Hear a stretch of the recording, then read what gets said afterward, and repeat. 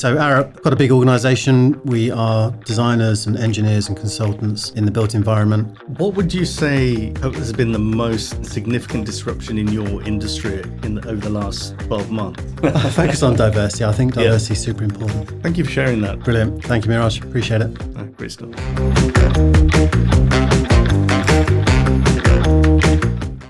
Delighted to have Tim Griggs with us today, who's the Director of Digital Services at Arup. And we've asked you in, Tim, thank you very much for being with us, to come and share some of your insights and experience at Arup. But before we get started, could you just give us a bit more of an insight in terms of your role, because it's global, and Arup is a player across the world. So over to you. Well, thank you, Miraj. Thanks for inviting me in today. So Arup, it's quite a big organisation. We are designers and engineers and consultants in the built environment. So we design some of the biggest and most complex things that you experience in your daily life. We do anything from roads and rail to bridges and tunnels, but also buildings. My background is in airports. So we do a lot of airport design, train stations, hospitals. So we're a firm of about 20,000 people. We are typically known for our engineering. My background and interest is in digital. My background is actually in airport systems. And I first started working with Arup back in about 2006-07 on Heathrow Terminal 5, and have been with Arup for about 10 years now, where I lead our digital business in the north of the UK. So we have about 40 or so people, mostly based in Manchester, as part of quite a large office for about 500 people here in Manchester. We're spread across the northwest and Yorkshire. So part of my day job is digital services. So we have teams delivering projects, and we'll get into it, I'm sure, that are digital in nature in support of our big engineering projects. But my other hat is that I'm the global digital skills lead for Arup. So we will come on to it later, but that is we have networks of people that we connect around skills, and I lead the digital flavour of that. So managing teams locally as well as globally. So I manage teams locally, projects locally, some projects internationally, and then manage a global network of digital skills leaders. What would you say has been the most kind of significant disruption in your industry over the last 12 months? And how does that kind of impact how you manage that network of different skills around the globe? The built environment, where I do most of my work, is typically commonly known as one of the last to digitally transform. And whilst we do have data and software embedded in most of what we do, we haven't really fully yet embraced automation, innovation, AI. We are still quite traditional in that regard. I'm working on a project at the moment in the northwest for a big water company, and it's still quite traditional in the way that it's being delivered. There are rooms full of engineers designing schemes to upgrade wastewater treatment works across the region, and by my observations, it's still quite a traditional sort of engineering discipline. It hasn't yet fully embraced the opportunity and the potential for AI, and actually that's my job. So my job is to help them understand the potential of doing things in a different way. So for me, over the last 12 months, it has to be. Anyone who says it isn't Gen AI is living in a cloud, because it's transformative. And actually, for the first time, I've noticed that both the industry and my own organisation, which is quite a progressive organisation, there's now a pull for newer ways of working and new thinking, which, as someone who's worked in digital transformation, both externally and internally, I've been trying to transform, been part of a transformation program internally at Arup for the past 5 years, where I've been trying to almost push ideas and influence and trying to encourage people to think and work in a different way. For the first time ever, that's flipped. And we're now getting a pull and a crazy demand for skills and expertise in the AI space. And I think it's truly transformative. I have to be careful here because I don't want to insult my colleagues. But I think it's understood that the built environment is one of the last to adapt. And, engineers are very talented, skills-based people, and we value massively experience, bit of grey hair, and deep technical skills, because the things we build are often life critical. So you can't really get it wrong. If you build a bridge and it fails, it's a really challenging thing. So trying to convince engineers to think and work in a different way when people's lives are at stake, it is understandably quite a challenging task. But yeah, what's happened over the past 12 months with Gen AI and the power of automation, and we're starting to slowly embrace that in the work that we do. I think it's been disruptive and transformative in equal measure, because suddenly we're getting asked, please help us transform our business. Whereas previously it was me saying to very talented, very experienced engineers, please can I come in and encourage you to transform your business. So for me, that has been probably the biggest and most significant disruption, not in the last 12 months, in the last 12 years, probably. So with this emerging trend and technology innovation that we know and our listeners will know is just rampant, it's just changing all the time and disrupting everything we do. How do you foster a culture of innovation within your organization whilst managing the day job and also the risks associated with this disruptive change? Sure. So actually, I think Arup is quite good at this. It's one of the reasons I work at Arup, because we have a real tangible, you see it and feel it every day, culture of trying new things.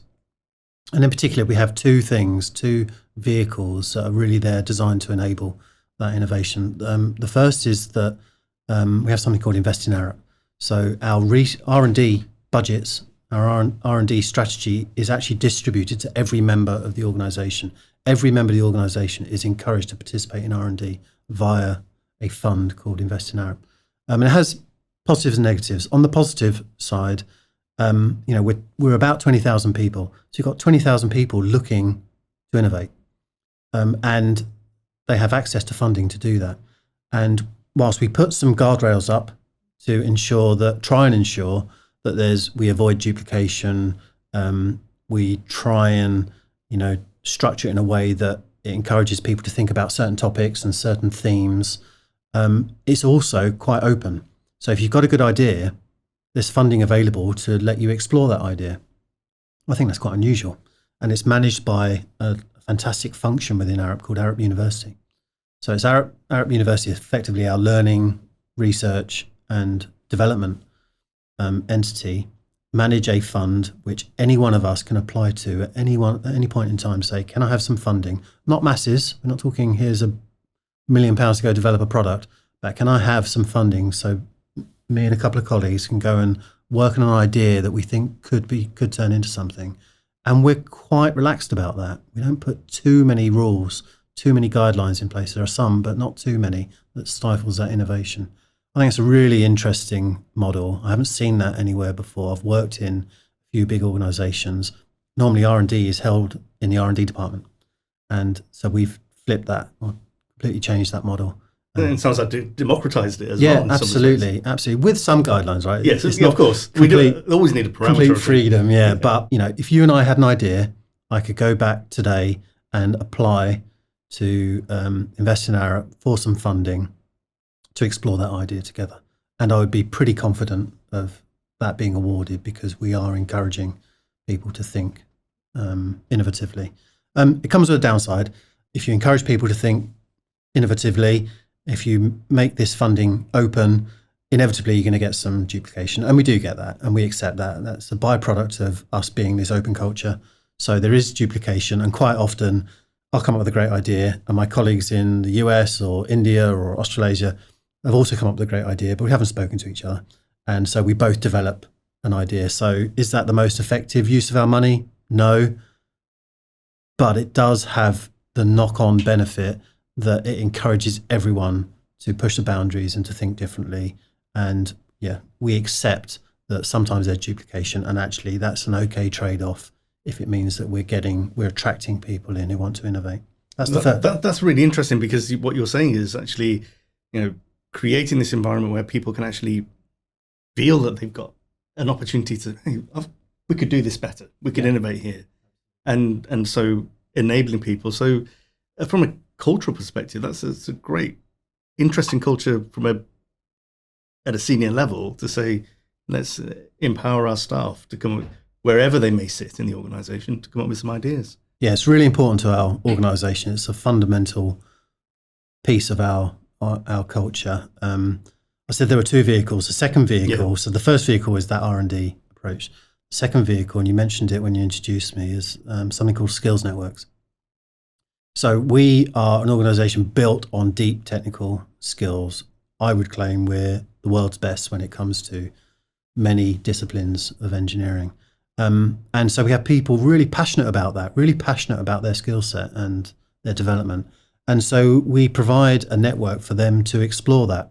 So there are 58 skills networks. So that's the kind of organization we are. We are multidisciplinary. I lead the Digital Technology and Advisory Skills Network globally. That's about 500, 600 people. And we are given funding to connect people so that, you know, how I described that the R&D is distributed, but sometimes that means it can be disconnected and there's a bit of duplication. The skills networks are there to try and bring that back together to connect people. So just last night I was on a call, Global Skills Network call, where our nature-based solutions team were updating us on some research and some prototyping they've been doing. And we had as many of the global skills leaders as possible on a call so they could brief us on, here's the thinking that we're doing. If there's anyone in your network you think would like to lean in and support this research further, and or if there are projects or particular markets where you think we could go deploy this, we want to talk to you. So it's that brilliant balance of setting people free to innovate, but then trying to bring them back together. It's classic sort of divergent, convergent, double diamond thinking, where we want to bring people back together and then apply it on projects. Because really that's where the rubber hits the road, is on projects. So personally, I think it's a brilliant model. I've not seen it in other places. I'm sure it does exist. But the fact that we've, as you said, democratized it rather than pigeonholed it in one department, I think is a unique part of our culture. You touched on, I do want to talk about how you mentioned bridges earlier and how sustainability features in terms of your thinking. But before I ask that question, can I just continue on the track of thought that, you know, as a leader, because you've got a sizable team here in the northwest, you've got a network in, across the globe. So as a leader, how do you foster, that mindset of innovation? You were just talking about how you encourage that as a culture, but as on an individual level, as someone who's been in the organization, grown in the organization, how are you fostering that innovation, but also bringing on a whole new raft of people? I'm in a very lucky position in that that was my job for a while. So I led on a global digital transformation program where that was the task at hand. Exactly that, is to foster innovation. But culture, as we all know, is it's set from the top down, but it's lived from the bottom up. And where it meets in the middle, that's where culture really resides. And someone said to me, culture is what happens when no one's looking, and I really believe that. So if you set a culture and then no one's there to monitor it, but it happens anyway, you're winning. So we set upon a global program to try and encourage this thinking. We're an innovative organization that has been going on for near on 80 years, built on a bedrock of innovation. So it wasn't that difficult to have an innovation conversation. But there were two things that jump out, particularly from a leadership perspective, that we tried and have been really successful. One is we designed and delivered a series of innovation labs across the globe, in which we encouraged leaders in particular, but not exclusively, to attend first in person and then remotely through COVID, a series of workshops where we took them through, I just mentioned it, the double diamond sort of design thinking process, where we really took leaders in particular out of their comfort zone. And if I'm honest, it was leaders that we were targeting, because I've spoken a lot about engineers, and engineers are supremely talented individuals, and have a particular mindset around safety and risk. And we felt the need to try and take them out of their comfort zone and say, right, we're going to configure you into teams where, guess what, you're no longer the most senior engineer in the room. Well, you might be, but actually we don't care about that. What we care about is the innovation process, which, as we all know, because we've studied it, I see a book behind me that talks about exactly this, that innovation doesn't come top down. Sometimes it does, accidentally, but innovation tends to bubble up to the surface where great ideas join and mold and become something bigger. And a truly great leader is someone who can enable those innovative discussions and processes to happen rather than Stifle and insist on them. So we went through a real journey with a few thousand of our employees, many of which were leaders, where we took them to a difficult place of you're no longer the most important person in this team. Your role is to enable everyone else, and success looks like a great idea that you've barely had input into. So that's quite an uncomfortable thing for uncomfortable people who excel. Yeah, and now you mentioned bridges, right? So I'm not going to pick on our bridge engineers specifically, but you mentioned bridges, and I agree that they are a piece of infrastructure that is life critical. It goes wrong, people die. So for an engineer to say hands off on a solution is a really tricky thing. And actually, we have legal responsibilities for senior responsible engineers to sign off a design. So that's not changing. But how we get to that design, we are trying to change, where we're starting to introduce agile thinking and different types of methodologies, and that was the purpose of the innovation labs, was to try and enable our leaders and those in their teams to think and work in a different way. The second thing that we did, which is very recent actually, was when you've got a very senior leader coming to you saying, my kids are telling me about ChatGPT, what is it and how do I use it in my business? That was brilliant. That was a real watershed moment.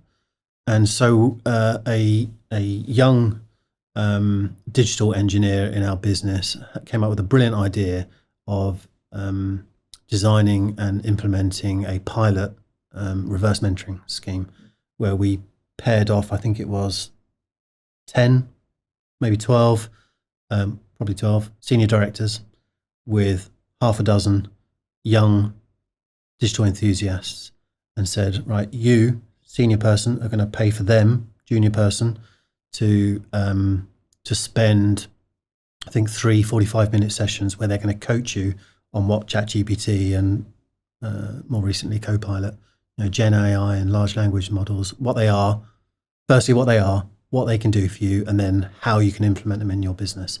And it was one of the best things we ever did, because the senior folk really got it, really understood it. It helped them to transform their business. So your bridge engineers, your tunneling engineers, your rail engineers, it gave them insight into how they could transform their business. And of course, for the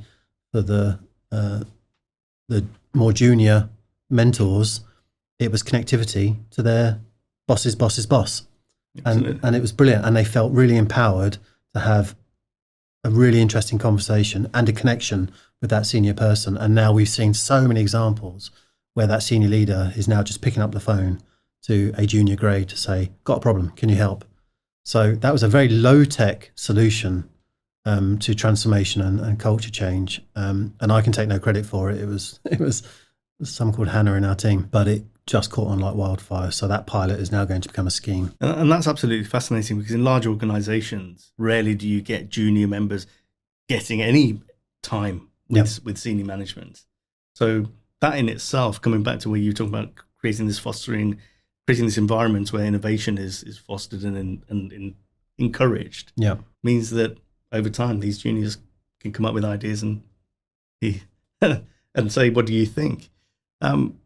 Something that is very being discussed right now, and it has been for a long time, but in focus right now, is into sustainability and also the impact of climate change and so on organizations, on our environment, on our lives. Mm-hmm. As a business leader, as an organization, in terms of when you're thinking about developing programs, innovating within the organization, how much of that is part of your kind of thinking in the design stage? It is everything. So it actually says that on our strategy. Sustainable development is everything, underpins everything that we do. And it's fundamentally changed our way of working, so much so that we actually don't call ourselves engineering consultants anymore. We describe ourselves as sustainability consultants, which I wouldn't say that we have fully embraced it. I'm sure I probably rarely actually describe myself when I'm one-on-one with a client. So I'm a digital engineer rather than a sustainability engineer. But that is changing. And like the call we had last night, we are all encouraged now to really think about nature-based solutions and biodiversity net gain, so that the things that we design and deliver now have a positive regenerative impact on the planet. Knowing I was coming to talk to you today, I caught up with a couple of things that Arup recently published. One was that very recently was the New York Climate Week. It was just a couple of weeks ago, and there were the top 5 learnings from that week, which Arup was part of, were the following. The first is that water dominated the conversation, which is very relevant because I'm working on a massive water scheme in the Northwest at the moment. So that was interesting to hear that water really dominated, scarcity, but also flooding and climate risks. The second thing was retrofit, how, taking existing infrastructure and housing stock and retrofitting it to be kinder to the environment, heat pumps and solar PV is absolutely key. The third thing was that extreme events are predicted to become more prevalent. In the same way, if you want to know who's going to win the election, you talk to the betting companies, and they absolutely called what happened this week. If you want to know where the planet is going, talk to insurance companies, and insurance companies are saying these extreme events are going to increase over time. The fourth thing was that investors need to take a longer term view. So gone are the days, well, they probably still exist, but from an ethical and moral perspective, gone are the days of quick wins. Yep. If we're going to do what we need to do, we need to take a much longer term view. And the fifth thing was that step changes can be big or small, and it referenced the Earthshot Prize, which was, I think, announced only this week, that the top 15 finalists have been announced, and they're all competing for that big prize. Like £4 or £5 million prizes, and that's something that Arup supports. And in fact, I think we've hosted Earthshot at our offices in London, and I just noted down some of the finalist solutions. So one was seawater electrolysis to remove atmospheric carbon, DNA technology that monitors biodiversity at massive scale. I thought that was really interesting because of the digital impact of that. New biomaterials, and I think materials is a huge part of our future. So biomaterials that replace petroleum-based plastics. So the innovation is there, it's coming. But, as countries, investors, as private sectors, as universities and academia, we need to have that longer term view. Is that report publicly available? I don't know. I'll check. Please I'll do, send because it to you. if it is, then we'll make it available to our listeners in the. But I wanted to give you a very local example of some of this thinking. So a big part of what Arup does from a digital design perspective is to design data centers. Yep. And data centers are they consume massive consumers of energy. And actually, there's a huge one being designed just around the corner. So there's a new data center going into Salford, which we're designing. And we are genuinely thinking about how can we design it in a way that has, because sustainability means lots of different things. It does mean designing things in a way that is sensitive to the climate, but also it needs to have social value, it needs to have local economic impact. It needs to provide value to the place in which we're designing it for. So we had a really interesting session the other week where we were talking about, okay, we're designing this massive asset, which are very energy intensive, often quite ugly, often quite disruptive. You can drop them into a community and it's kind of, not a pleasant thing to necessarily live nearby. So how can we change that narrative? How can we make it an asset for the local community? And so we started to look at some really interesting things. They're energy intensive, but they can also generate energy. They generate heat. There can be surplus energy, which we could divert and use differently. We can even design it in a way that is very sympathetic to the local community and it become a civic asset. So we looked at how it could be designed in a way that was sympathetic and could become a park. It could become a civic centre. It could be something that brings the community to it rather than a thing we try and hide from the community. It could bring opportunities for employment. It could we could have cafes or other, civic instruments designed into it, so that rather than it becoming a sort of stain on the landscape, it's something that gives back. And actually, increasingly, our clients are insisting that whatever we design has that biodiversity net gain. It needs to leave the space in a better place than when we found it. And that's difficult, but increasingly, it's the focus of our work, and I think that's really exciting. In the same way that wastewater and stormwater, not wastewater, stormwater in particular, we are starting to build drainage in a way that rather than hiding it from view, we make it part of the landscape. And actually, during dry seasons, it can become a play park, can be a skate park. There's actually a half pipe skating. Show my age, I don't even know how to describe it. The thing that kids Absolutely. skate on, whatever they're called. Looks a lot like a stormwater drain. So we can start to design things that have multiple uses, and when it's needed for stormwater, it acts like a stormwater drain. When it's not, it can be used as something that the local interesting. kids can That's benefit really from. interesting. So that it's clear that you prioritize sustainability initiatives as part of your broader strategy. You're talking about the data center as an example, which is a few miles down the road. Yeah. So would you say collaboration and partnerships are key aspects of helping not only the company and Arup and yourself to deliver against those sustainable development goals, but in terms of ensuring that that it is built for the future and the community. So, what role and how do you go about that to make sure you get what's right for the end user? Yeah, indeed. So, partnerships, both sort of public and private and NGO and academia, they're really important to what we do, because we haven't got all the answers. We know we haven't got the answers. We know we've got a bunch of smart people who can come up with the answer. But that diversity of thought is really, really important to us. If you get, a group of designers in a room that all look and sound and have been educated where I've been educated and look and sound like me, the outcome is not going to work for the population. It's going to work for a bunch of people that look like me. So that's not the right answer. But also, if you get, the average Arup employee is pretty well educated because of the skills that we need. So even that's a challenge, right? So if you have, we might be diverse in other areas, but if we've all studied at a Russell Group university, where's the diversity? So we need to branch out and we need to think about partnerships so that we can really broaden our horizons.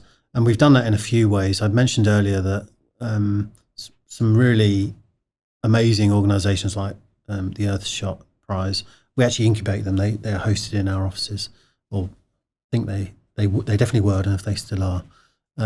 But we help organisations get off the ground by saying, well, come and use our office, come and base yourselves there, and we'll give you, guidance and support so that you can flourish. There's an organisation, I'm going to get the name wrong, which is criminal of me. In fact, I won't even try, but there is a concrete, a specialist concrete innovator based here in Manchester, which we are incubating in our Manchester office now, and they are developing technology, because concrete is a massive challenge when it comes to carbon, super high intensive building material, but remains the material of choice.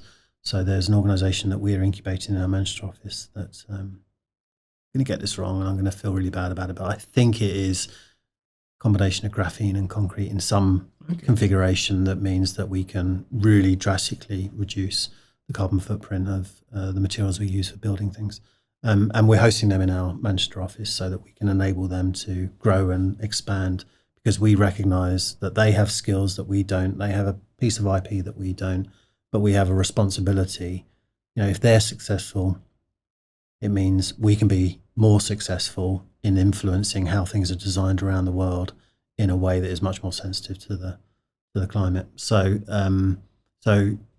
sometimes you make those decisions with, I don't know what the commercial arrangement is, but I doubt it is one that generates a load of profit for us. That's not why we're in it. We're in it because we want to design better things for the planet. These guys have got a great idea and we want them to be successful so that we can be successful. So important to know when to and who to partner with for the greater good.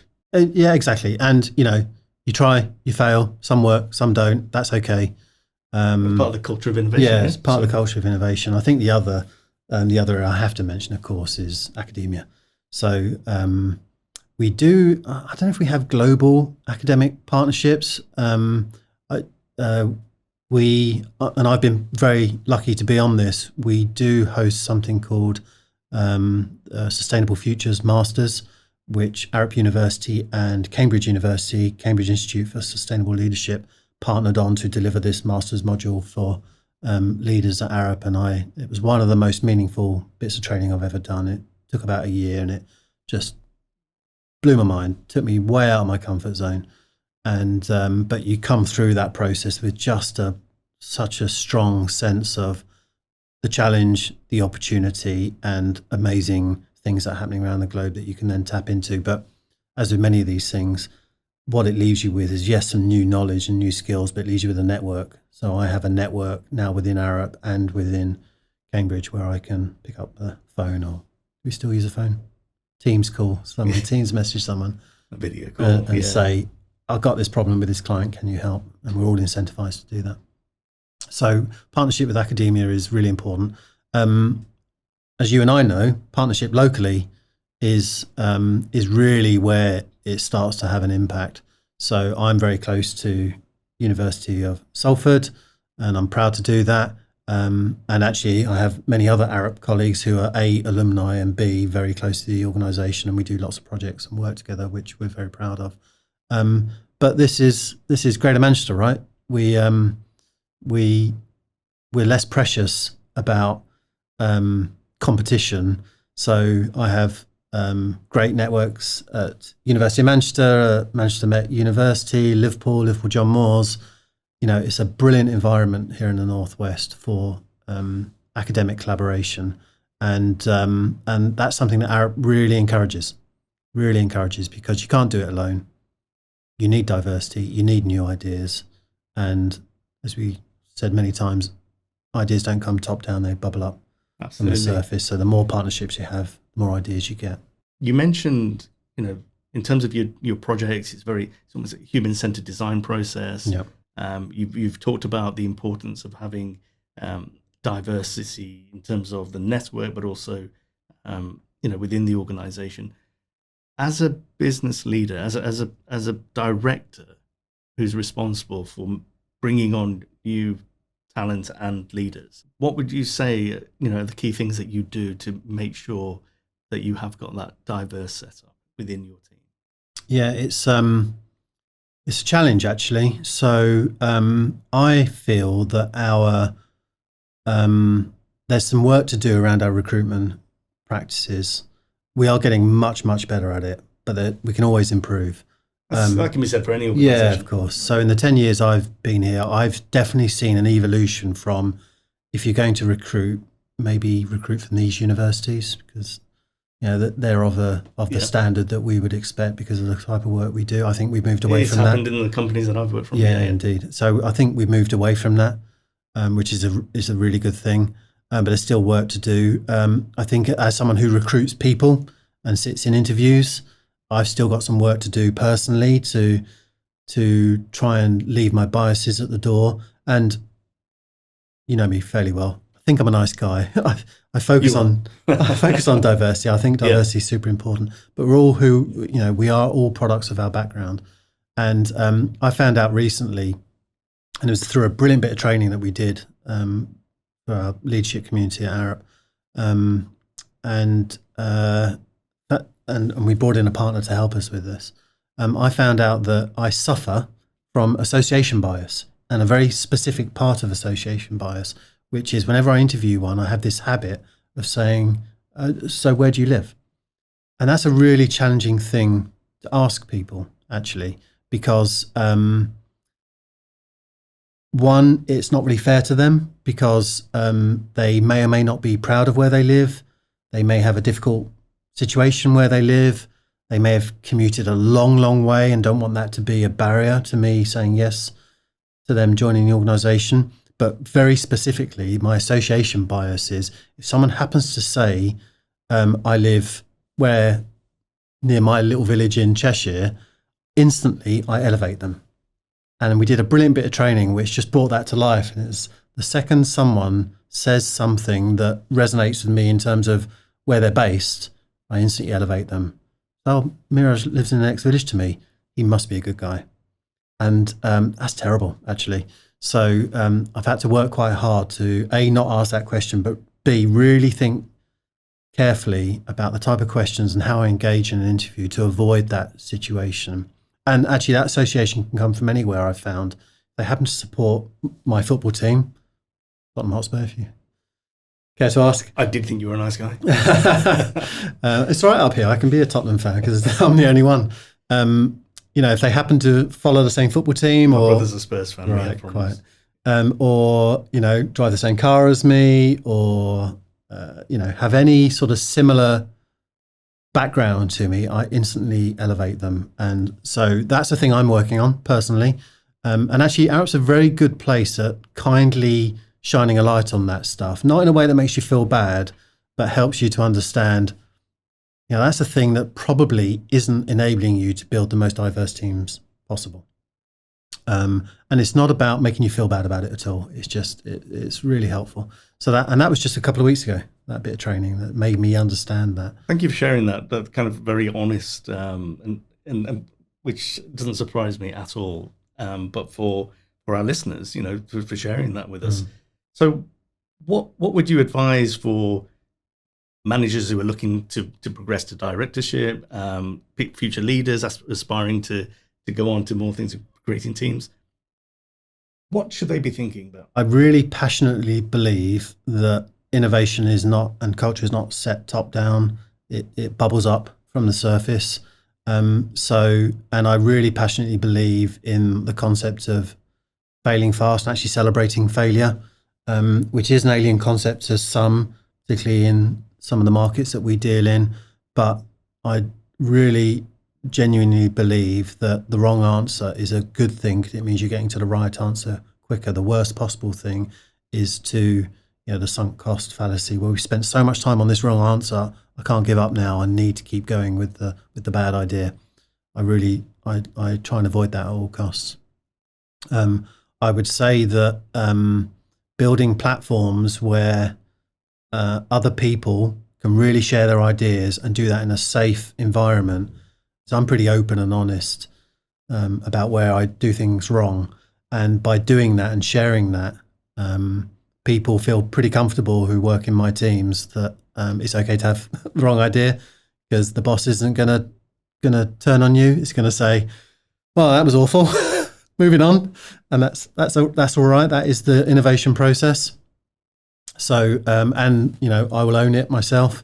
So I think there's something about how you configure your teams, the cultures that you set, to really embrace trying things and being okay if they don't work. And also a thing that many senior leaders struggle with is that it's okay if it's not your idea. It's okay. It's okay if you're not the brilliant one. I often say that my skill is not, I'm not a brilliant person, but I'm a conductor of brilliance. I can spot brilliance and enable them to do brilliant things, and sometimes claim credit for it. But mostly I'm building a stage for others to perform. And that was a moment in my career that where you just spot some brilliant people and you just think, I'm just going to get in a way here, actually, if I try and control this. So I'm just going to amplify what they do and for the most part, step to the side and enable them to do it. And I think that's where innovation really comes to life. Having the confidence to be able to say, you roll with it. Yeah. Okay. Thank you for that. I'm just going to circle back to where we started. This is the final question. So, not so much emerging technologies. It's here. Gen AI, you mentioned that. And we've talked about disruption in industry. For organizations who are not the size of Arup, but on their journey, the growth, the scaling, what would you advise in terms of, that bringing together digital innovation and sustainability to kind of make sure that companies do the right thing for the greater good? What advice would you give? Well, I'd say embrace partnerships. You can't do it alone. If a big organization like Arup can't do it alone, I think small organizations absolutely should recognize they can't do it alone. They need to go work with partners. And, this sounds sycophantic, but universities are a great place to start because you've got young, bright minds looking to innovate and actually looking for projects, frankly. So, if you ever get an email or a call from a university saying, we've got some students that want to work on a project, just say yes.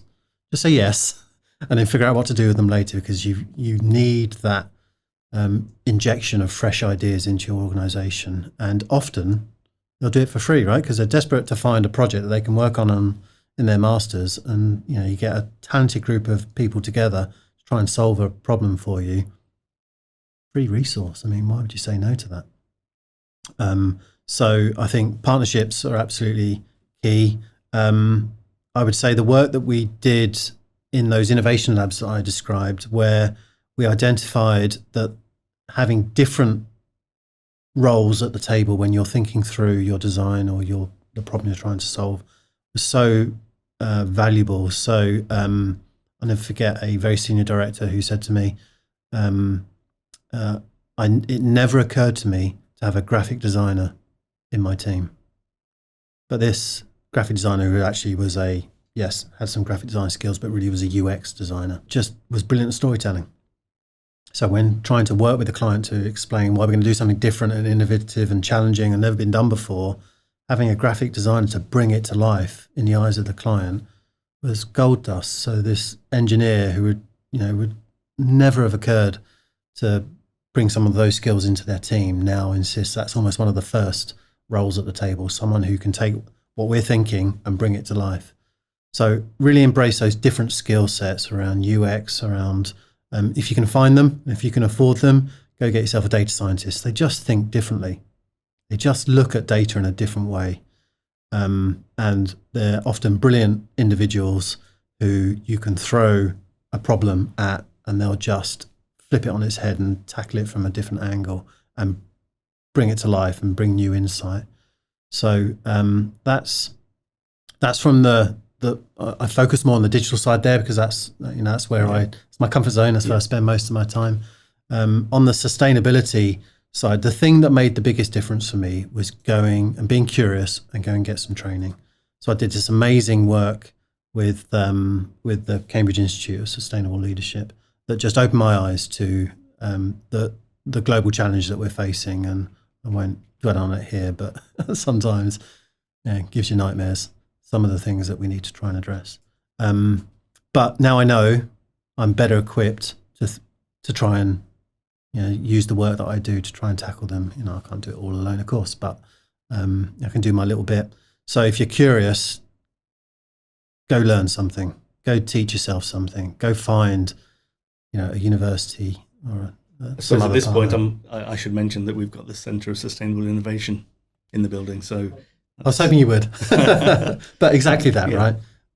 Our universities are geared up to help us with our thinking, and the work that Francine and Mandy and Sarah are doing is incredible. So, and what's interesting there is it's businesses of all sizes. Yep. And we're talking startups all the way through to global corporations. So absolutely agree. And I guess the other bit there is that it doesn't always come at a cost, particularly if you're a small organisation.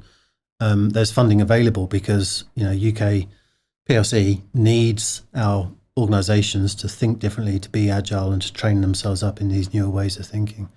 So like the Centre for Sustainable Innovation here at Salford is one of those great vehicles for training yourself to think differently. Tim Griggs, Director of Digital Services and Global Digital Skills Lead at Arup. Thank you so much for your time today. Really appreciate it. And just for sharing some very personal and very human experiences. Thank you for your time, and no doubt we're going to have you back again. Brilliant. Thank you, Miraj. Appreciate it. Thank you.